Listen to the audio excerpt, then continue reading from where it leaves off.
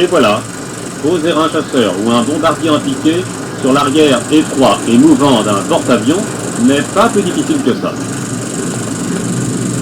Mais avant d'arriver à cette maîtrise, les pilotes de l'aéronautique navale, aptes à servir dans l'aviation embarquée, suivent à terre le plus sévère entraînement.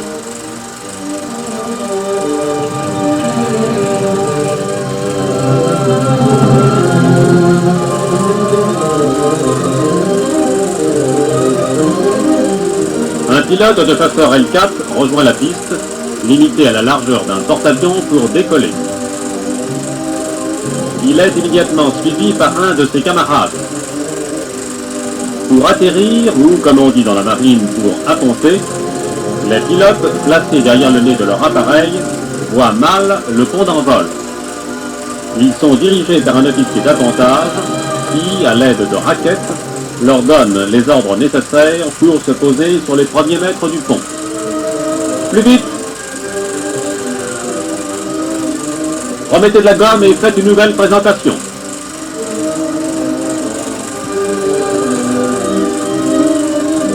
Allô, Jules, vous n'aviez pas assez de moteur. Vous risquiez de percuter dans l'arrière du porte-avions.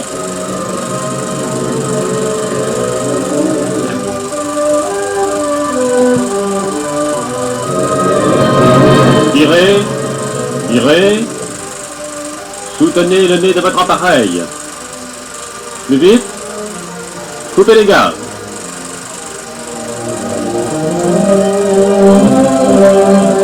Tirez. Oh. Coupez.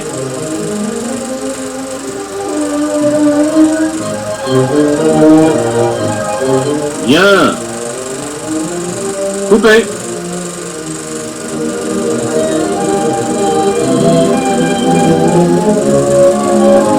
Ce groupe de pilotes reçoit les conseils d'un des officiers apponteurs, eux-mêmes pilotes de grande expérience.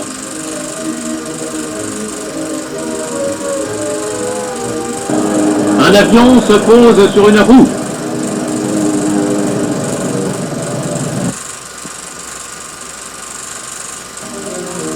Son pilote ne paraît pas autrement ému.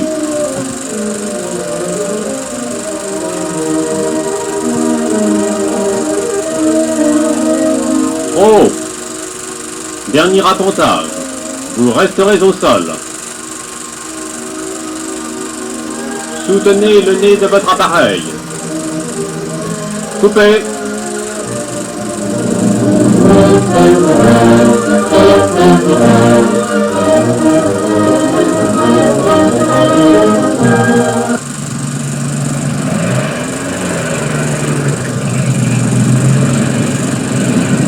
De leur base aéronavale, deux flotilles décollent pour rejoindre le porte-avions Avre-Manche au large de Toulon.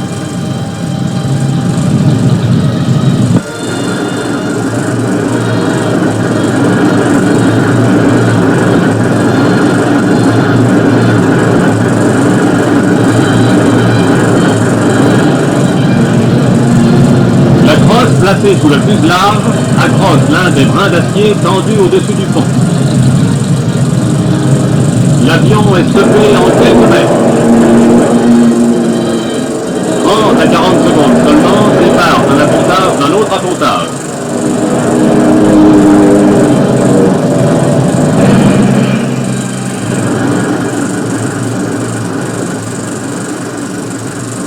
Ces hommes vêtus d'amiante sont prêts à bondir en cas d'incendie.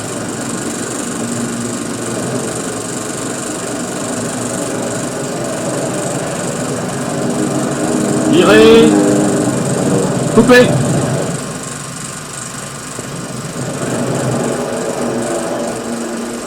Mauvaise présentation, faites un autre tour de piste.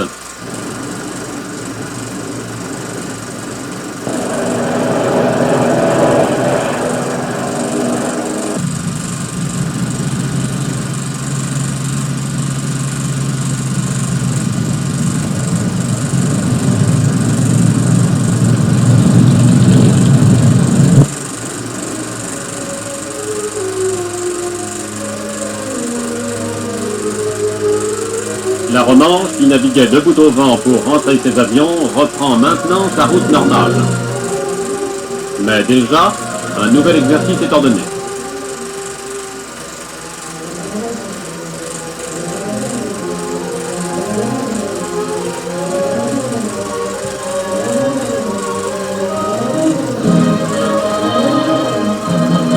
Les avions sont ramenés sur l'arrière pour un décollage de 2 flottilles à la fois. Paré, disent les pilotes Sanguinetti, l'anglais et Verken.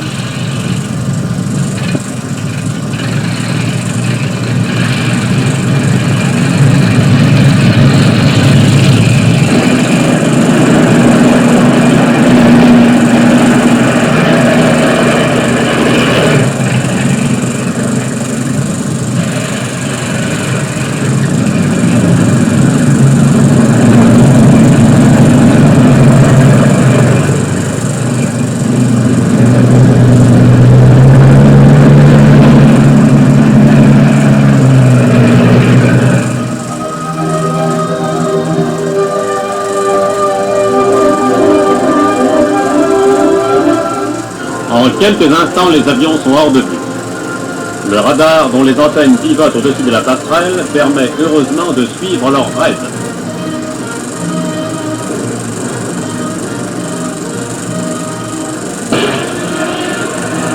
La 12e flottille effectue un retournement et pique vers son objectif.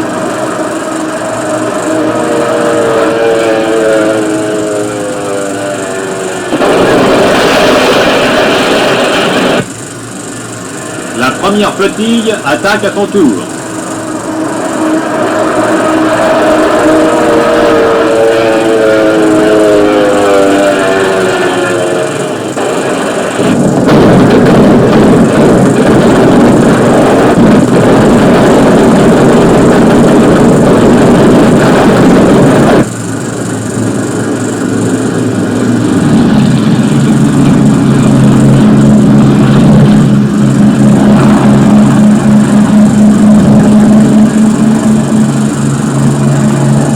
En Lorrain qui escorte le porte-avions subit une mesure attaque partout.